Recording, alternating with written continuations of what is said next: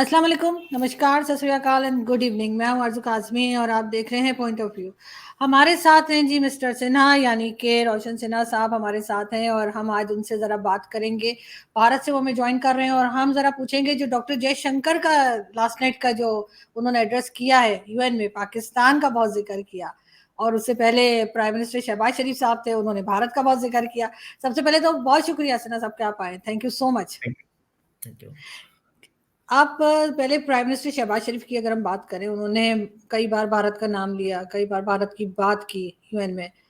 कैसे देखते हैं आप उनकी स्पीच को? अ, कुछ नया नहीं था। मैं यही बोलूँगा, कुछ नया हम्म। नहीं था। मतलब शहबाज शरीफ हो, नवाज शरीफ हो, इमरान खान हो, तो ट्रेडिशनल चीज़ है। स्टार्टिंग से उनका स्पीच कश्मीर से स्टार्ट होकर कश्मीर तक बंद हो जाता है।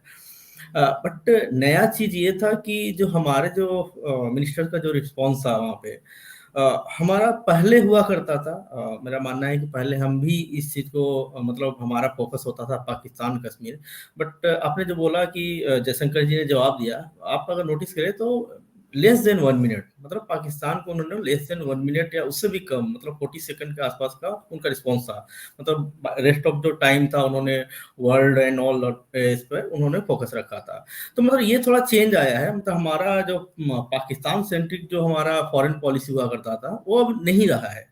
हाँ, बट चूँकि शहबाज शरीफ ने उन्होंने इंडिया को मेंशन किया, कश्मीर को मेंशन किया, तो एक जवाब देना एज़ ए फॉरेन मिनिस्टर उनका मतलब ज़रूरी था, उन्होंने दिया। बट वो पाकिस्तान सेंट्रिक अब नहीं है, वहाँ से हट चुका है उनका। हमारा पूरा इंडिया की फॉरेन पॉलिसी हट चुकी है वहाँ से।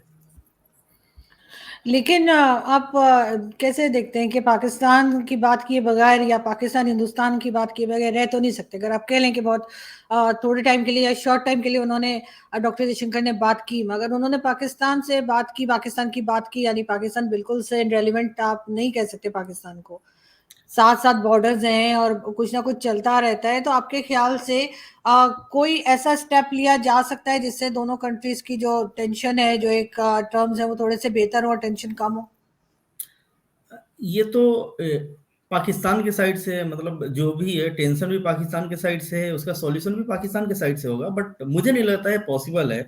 मुझे लगता है कि आज के टाइम पे या स्टार्टिंग से ही पाकिस्तान की एक ज़रूरत बन चुकी है। पाकिस्तान में जो भी सत्ता में होंगे, उनकी ज़रूरत है कि अगर वो पाकिस्तान के लिए अगर एग्रेशन नहीं दिखाएँगे, इस तरह की चीज़ नहीं करेंगे, तो शायद वो फिर सत्ता में रह ही नहीं सकते हैं। तो एक ये भी उनकी ये ज़रूरी हो जाती है उनके लिए सब चीज़ करना। बट मेरा मानना है कि देखिए कश्मीर की बात आज नई नहीं है, 1947 से कर रहे हैं।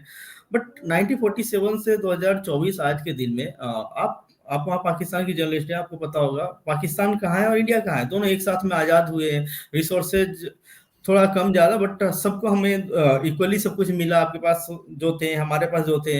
बट आज हम एज़ कम्पेयर टू पाकिस्तान काफ़ी आगे निकल चुके हैं। लाइक टॉप 3, टॉप 4 में हम आते हैं वर्ल्ड में, एंड पाकिस्तान अभी भी आप डिपेंडेंट हैं। आप अभी 2 दिन पहले मैंने आपका ट्वीट देखा था, कुछ लोन-वोन मिल रहा था कहीं से, पाकिस्तान खुश हो रहे थे। ये चीज़ चेंज हुआ है। मतलब पाकिस्तान को खुद सोचना चाहिए कि अगर आप आज भी 24 में भी अगर किसी वर्ल्ड बैंक के लोन पे आप डिपेंडेंट हैं, आपको ये चीज़ करना पड़ रहा है, हर चीज़ के लिए आप, और वो भी लोन के पैसे से आप हथियार खरीद रहे हैं हमें डराने के लिए, जो कि मतलब, तो ये सही चीज़ नहीं है। मतलब आप खुद सेल्फ डिस्ट्रक्शन मोड में जा रहे हैं। एंड आधा आधा पाकिस्तान तो मुझे जहाँ तक पता है कि चाइना काफ़ी हद तक पाकिस्तान को, मतलब आप कश्मीर लेने के चक्कर में अपना पूरा पाकिस्तान खोते जा रहे हैं। दिक्कत ये है।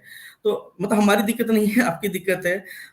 मुझे नहीं समझ में आता क्यों इसको एड्रेस नहीं किया जा रहा है। आम जनता इस चीज़ को समझ नहीं रही है, और सत्ता वाले तो तब समझेंगे जब आम जनता समझेगी। तो बस यही सीन है कि मतलब हम आगे बढ़ रहे हैं जो भी है।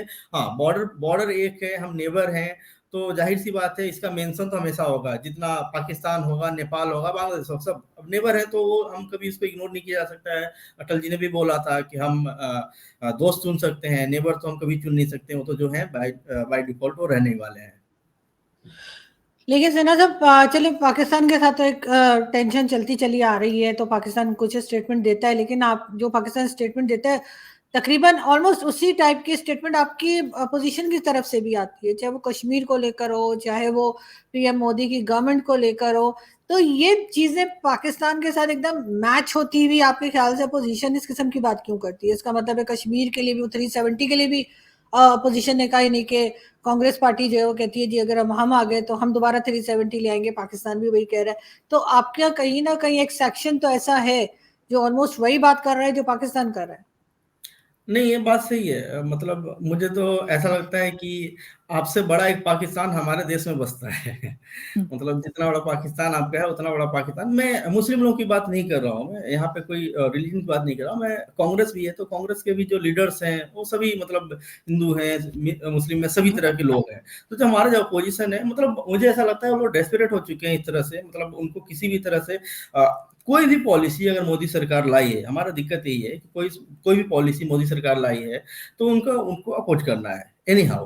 अब 370 हटाने की बात हुई। 370 हटाने की बात स्टार्टिंग में 1947 में ही हुआ, 1950 में हुआ था जब उन्होंने कॉन्स्टिट्यूशन बना था। बी आर अम्बेडकर जैसे लोग जो इतने हमारे यहाँ के जो बड़े लोग हैं, उन्होंने ये सब चीज की बात की थी। उस समय था कि ठीक है इसको टेम्पररी है, बाद में देखा जाएगा। बट उन्होंने हटाया नहीं। उन्होंने हटाया इसलिए नहीं कि उनकी हिम्मत नहीं हुई कभी हटाने की। बट उस टाइम के जो लीडरशिप था, मैं नहीं मानता हूँ कि इंदिरा गांधी का लीडरशिप इस टाइप का था। फिर भी उन्होंने हटाने की कोशिश नहीं किया, क्योंकि उनको मालूम था कि बहुत सारे वहां पे खून खराबा हो सकता है। बट मोदी सरकार ने 4-5 साल तक उस तरह का माहौल बनाया कश्मीर में। आपने देखा होगा 370 हटाया, एक गोली नहीं चली। मतलब हमें भी लगता था कि 370 जिस दिन हटेगा वहां पे पूरी खून की नदियां बहेंगी, बट ऐसा कुछ हुआ नहीं। तो प्रॉब्लम ये है कांग्रेस को कि उनका एक ही पॉलिसी है, उनके पास पॉलिसी एक ही है कि जो भी मोदी कर रहा है उसका विरोध करो। अगर मोदी जी कुछ कोई भी चीज लेकर के आते हैं, हर चीज का वो लोग विरोध करते हैं। तो बस तो यही है हमारे अपोजिशन का। अब उसमें हम कुछ नहीं कर सकते। बट एक ही लाइन है कि आपके जो पाकिस्तान, उससे बड़ा पाकिस्तान हमारे यहाँ पे बसता है। तो ये चीज जाहिर है, वो दोनों की जो मेंटालिटी होगी, आइडियोलॉजी होगी, जो उनकी थॉट प्रोसेस होगा, सेम ही होने वाला है यहाँ पे। लेकिन मोदी जी की जो थर्ड टर्म है वो ज्यादा चैलेंजिंग लगती है। उनको अपोजिशन ने भी काफी टफ टाइम दिया, इलेक्शंस में भी जितनी सीट्स का कहा जा रहा था उतनी नहीं मिली, और आगे भी कोलेशन की गवर्नमेंट है अब हमारी, क्योंकि अक्सर ही ऐसी गवर्नमेंट बनती है तो हर वक्त एक दूसरे को कहते रहते हैं कि जी हम हट जाएंगे तो गवर्नमेंट गिर जाएगी और हम हट जाएंगे तो ऐसा हो जाएगा। तो आपके ख्याल से जो थर्ड टर्म है पीएम मोदी की, वैसे तो ऐसा नहीं है कि पाकिस्तान में सब उनको बुराई समझते हो, बहुत से लोग तारीफ भी करते हैं डॉक्टर जयशंकर की भी और मोदी जी की भी। लेकिन आपको क्या लगता है कि थर्ड टर्म जो है वो कितनी टफ साबित हो रही है पीएम मोदी के लिए? मुझे नहीं लगता कुछ टफ टफ है, कुछ ज्यादा टफ है। मतलब आप देखें तो सबसे पहला जो मेजर डिसीजन था वह बोर्ड को लेकर के लेके आई मोदी सरकार, जो मुझे लगता है कि लास्ट 303 जब थे तब भी लाते तो उसको बहुत बड़ा एक स्टेप माना जाता। एंड वो 240 में लेकर के आए हैं, 241 में लेके आए हैं। तो मुझे लगता है कि बैकफुट पे है या इतना कोई इशू आ रहा है। एंड रही बात अलायंस की, तो हमारे जो अलायंस हैं जिनके साथ में, मतलब उनके साथ भी जिस तरह के कंडीशंस हैं और जो भी टर्म्स हैं अभी के टाइम पे, सब अच्छा ही चल रहा है। एंड ये जो सरकार है गठबंधन की, कोई नई बात नहीं है। अटल जी ने 5 साल चलाया था। वो मतलब इतना भी नहीं था, उससे भी काफी 50% है, फिर भी उन्होंने चलाया था। तो हम भी चलाएंगे। ऐसा मैं एक मीथ है कि पीएम मोदी गठबंधन की सरकार नहीं चला सकते। वो इसलिए मीथ बना है क्योंकि उन्होंने दोनों टाइम पे उनकी पूर्ण बहुमत की सरकार थी। बट ये फर्स्ट टाइम आया है, वो सबको लेकर के चल सकते हैं। उन्होंने काफी कुछ दिखाया है। अगर आप मैं गुजरात दिनों की बात करूं तो गुजरात में भी है ना, काफी सारे बिल्स पे वो कांग्रेस का समर्थन ले लिया करते थे जब वो सीएम थे। तो ये कुछ नया नहीं है वो सब। कोई चैलेंज ही नहीं है। 5 साल पूरा चलने वाला है, इसमें कोई कुछ नहीं होने वाला है ये। लेकिन सर साथ साथ फॉरेन पॉलिसी हमेशा से पीएम मोदी की बहुत अच्छी रही है, फर्स्ट टर्म से लेकर अभी तक। सबका यही ख्याल है कि पाकिस्तान में भी हम कई बार एग्जांपल्स देते हैं डॉक्टर जयशंकर की, और बात की जाती है कि फॉरेन पॉलिसी जो है वो बहुत स्ट्रांग चलती है, और साथ ही साथ इकोनॉमी जो है उसके ऊपर बहुत काम किया जाता है। आपके ख्याल से फॉरेन पॉलिसी जो भारत की अच्छी हुई है, पहले भी शायद होगी कभी, लेकिन इस वक्त तो बहुत ज्यादा लोग तारीफ कर रहे हैं, उसकी मेन रीजन आपको ये लगती है कि इकोनॉमी की तरफ खास ध्यान दिया जा रहा है, या आपको लगता है कि नहीं इकोनॉमी की इतनी इंपॉर्टेंस नहीं है, उसके अलावा कोई और चीज है जिसकी वजह से फॉरेन पॉलिसी बहुत इंडिपेंडेंट है भारत की? नहीं, इकोनॉमी तो बहुत जरूरी है। एक चीज है, लोग माने नहीं माने, आपके पास पैसा है, आप संपन्न हैं, तो सब लोग आपसे पूछेंगे। अगर आप गरीब हैं तो हर कोई आपको थोड़ा सा मतलब लो टाइप पे लेकर जाएगा। एंड दोनों ही सेक्टर में सरकार ने काफी अच्छा काम किया है। And foreign policy no doubt हमारी बहुत अच्छी है आज के टाइम पे। मतलब हम एक तरफ रसिया से बात करते हैं, दूसरी तरफ यूक्रेन से भी बात करते हैं, अमेरिका से बात करते हैं, ईरान के साथ में बात करते हैं। मतलब हर तरह के जो एक दूसरे के दुश्मन है उनसे भी हम हमारी अच्छी, मतलब अगर आप इजराइल की बात करें तो फिलिस्तीन के साथ में भी भारत सरकार का मतलब उन्होंने ये करके रखा है। कभी इस टाइप मतलब हम एज ए सिविलियन हम जो भी हमारे जो व्यू रहे हैं, बट सरकार हमेशा से सबको साथ में लेकर के चल रही है और दोनों हमारे साइड में रहते हैं। एंड इकोनॉमी की भी बात करें तो हम आज इतनी बड़ी इकोनॉमी बन चुकी हैं, तो 5 ट्रिलियन होने वाला है हमारा। तो हर तरह से अब वर्ल्ड भी ये समझ रहा है, क्योंकि हमें इग्नोर नहीं किया जा सकता है। मतलब पहले के टाइम पे एक टाइम था जब अमेरिका कुछ भी सैंक्शंस लगा दिया करते थे हमारे ऊपर, इंडिया के ऊपर। बट आज के टाइम पे अगर उन्होंने अब कोरोना के टाइम पे उसके बाद से जब यूक्रेन का जब वॉर स्टार्ट हुआ तब उन्होंने सैंक्शन लगाया था कि आप रसिया से ऑयल नहीं ले सकते हो। हम कंटिन्यू रसिया से ऑयल लेते रहे एंड कोई हमारे ऊपर कोई भी सैंक्शन उस पर अप्लाई नहीं हुआ। तो मैं इसको बहुत बड़ा जीत मानता हूँ। मतलब रसिया एंड चाइना का आपको भी पता है कि कितना उनका टेंस है, उसके बावजूद हम रसिया से ऑयल लेते रहे। तो ये एक एग्जाम्पल है, बहुत बड़ा एग्जाम्पल है कि हमारी फॉरेन पॉलिसी किस लेवल तक आज पहुंच चुकी है। लेकिन सर चाबार पोर्ट के ऊपर तो सैंक्शंस की बात की जा रही है और कहा जा रहा है कि चाबार पोर्ट पे काम नहीं हो सकेगा। नहीं, बात की जा रही है ना, बात तो हमेशा होती है, उस टाइम पे भी हुई थी, अभी जब होगा तो देखा जाएगा। बट मुझे नहीं लगता है कुछ फर्क नहीं पड़ने वाला है, उसका कोई ना कोई सॉल्यूशन हमारी सरकार निकाल लेगी। पाकिस्तान में करप्शन एक बहुत बड़ा इशू रहा है हमेशा से हमारी, चाहे हमारी गवर्नमेंट हो, चाहे गवर्नमेंट एम्प्लॉयज हो, या कहीं पर भी जो है पाकिस्तान में कहा जाता है कि जी करप्शन बहुत ज्यादा है, इसलिए हमारी इकोनॉमी जो है वो संभल नहीं पा रही या ठीक नहीं हो पा रही। आपके यहाँ करप्शन पाकिस्तान से भी ज्यादा है, कई बार आपके अपने पैनलिस्ट बताते हैं। तो उसको कंट्रोल कैसे करते हैं आप लोग, कि आप लोग इतनी करप्शन होने के बाद भी जो है आपकी इकोनॉमी आगे की तरफ जा रही है, जबकि हमारी जो है वो करप्शन की वजह से ही हमें कहा जाता है कि हमारा हाल खराब है। नहीं, करप्शन अब बहुत कम हुआ है, पहले थी हमारे यहाँ करप्शन बहुत ज्यादा था। मतलब सरकार जो केंद्र सरकार के ऊपर भी काफी सारे आरोप लगे थे, मनमोहन सिंह की सरकार थी, 2G कॉल स्कैम जैसे बहुत बड़े हुए थे। बट अगर आप लास्ट 10 ईयर की बात करें मोदी सरकार की, तो करप्शन का मतलब केंद्र सरकार के ऊपर कोई भी अभी तक एक भी मतलब आरोप भी नहीं लगा है। कुछ फैब्रिकेटेड चीजें आती है, अडानी अंबानी ये सब चीज चलते रहता है, वो डिफरेंट थिंग है। बट करप्शन का कोई भी चीज मतलब कोई सामने नहीं आया है। तो ये एक मेरे मानना है कि एक अचीवमेंट है। इससे थोड़ा सा और हमें सहायता मिला है कि हम और आगे मतलब हमारी इकोनॉमी और बेटर बनेगी। और ऑब्वियसली बात है, करप्शन की वजह से पाकिस्तान की हमारी भी हालत खराब थी। हम लास्ट अगर यूपीए सरकार की बात करें 10 साल, तो हम भी काफी नीचे हम जा रहे थे। मतलब ऐसा लग रहा था कि अब देश भी हमारे भुखमरी की तरह दौड़ रहा है। बट ठीक हुआ, लास्ट 10 ईयर में काफी चेंज हो चुका है। हम काफी लोगों को गरीबी रेखा से बाहर निकाल लिए। एंड अभी आप देखें कोरोना के बावजूद हम इतना अच्छा कर रहे हैं आज इकोनॉमी में, तो अच्छा है। लेकिन सर बांग्लादेश के साथ तो कुछ नाराजगी लगता है चल रही है आप लोगों की, इसलिए कि जब से गवर्नमेंट चेंज हुई है कई जगह से जो इन्वेस्टमेंट थी वो भी बिजनेस कम्युनिटी जो है भारत की, उन्होंने कहा है कि वो वापस दे दें, या कुछ ना कुछ उनको कहा जा रहा है जिसकी वजह से बांग्लादेश परेशान है। तो आखिर शेख हसीना की गवर्नमेंट हट जाने से एकदम से भारत का जो एक रिस्पॉन्स या बिहेवियर है वो बांग्लादेश के साथ बदल क्यों गया है? नहीं, ऑब्वियसली बात है, अगर आप अचानक सत्ता परिवर्तन होता है तो कुछ ना कुछ चेंजेज आते ही हैं। एंड टाइम लगेगा, ठीक होगा। अभी कुछ दिन पहले तक मालदीव्स भी इसी तरह से एंटी इंडिया कैंपेन चला रहा था, बट अभी आप देखें पास्ट 2-3 मंथ से मतलब अचानक यू टर्न लेकर के हम इंडिया के फ्रेंड एक टाइप से इस सिचुएशन में आ गए हैं।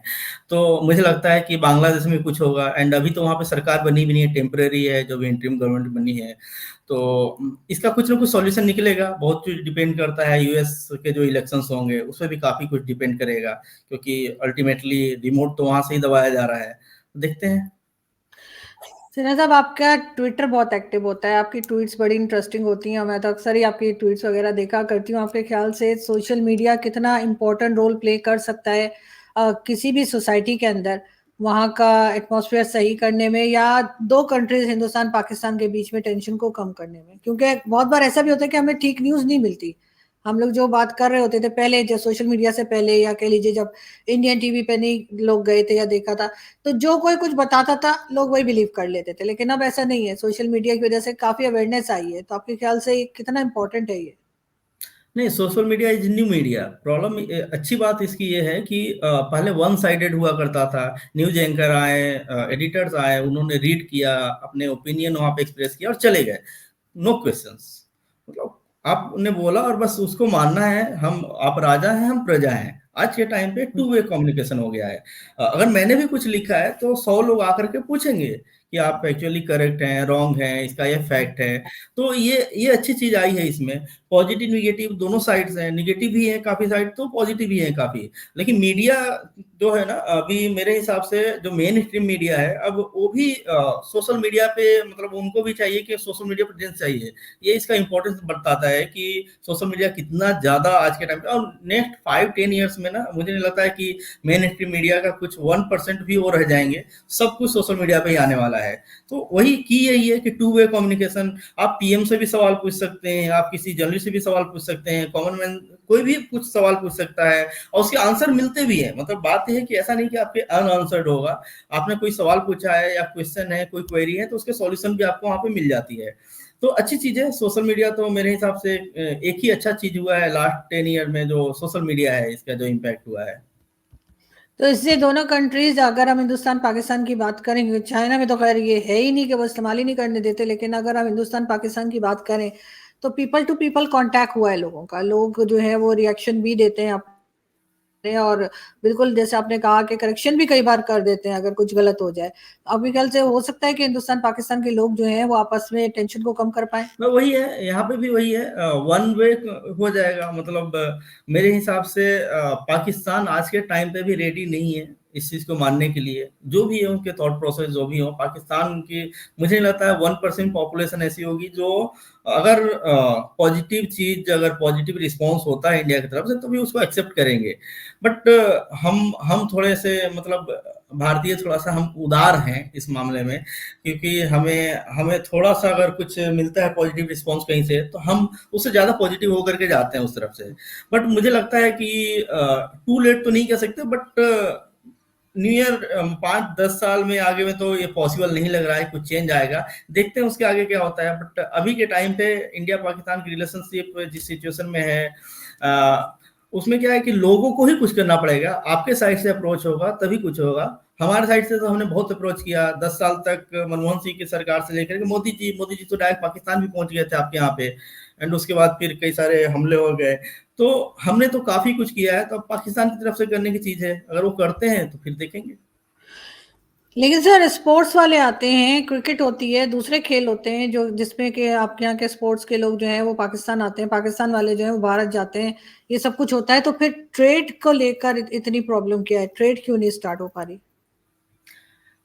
हमें तो दिक्कत स्पोर्ट्स से भी है ऑनेस्टली। मतलब हम चाहते हैं, मतलब एज ए इंडियन हमारा है कि जब तक जो अटैक्स हैं, जो भी हैं हमारे आर्मी या सिविलियंस जो मारे जा रहे हैं, जब तक वो जीरो नहीं होता है तब तक कुछ नहीं होना चाहिए। और इसके पीछे ऐसा नहीं है, जीरो करने का मतलब है कि आप बंद करें, दोनों तरफ से शांति हो, तो फिर वो करने में अच्छा लगता है। अब यार एक तरफ गोलियां चल रही है, एक तरफ खेल हो रहा है, तो उसमें थोड़ा सा मतलब वो बैलेंस नहीं हो पाता है। ट्रेड की बात रही तो शायद मुझे लगता है कि एक पॉलिसी भी है, मतलब सरकार को भी है। ठीक है, बहुत सारे हर चीज में वो इंटरफेयर नहीं करते हैं कि ठीक है स्पोर्ट्स चल रहा है उसको अलग चलने देते हैं। हालांकि पाकिस्तान जा नहीं पाई, इंडिया की टीम अभी तक अलाउड नहीं है, वो एक अलग चीज है। बट ट्रेड सरकार के, डायरेक्ट सरकार के कंट्रोल में आती है। एंड बीसीसीआई लाइक वो डिफरेंट बॉडी है, प्राइवेट बॉडी है। तो ट्रेड सरकार अभी कर रही है, सरकार अभी उसको कंट्रोल कर रही है। सरकार का मेरे हिसाब से उनका ये टारगेट यही है कि किसी तरह से, मतलब पाकिस्तान को ये दिखाना कि आपको हमारे ऊपर डिपेंडेंट रहना पड़ेगा।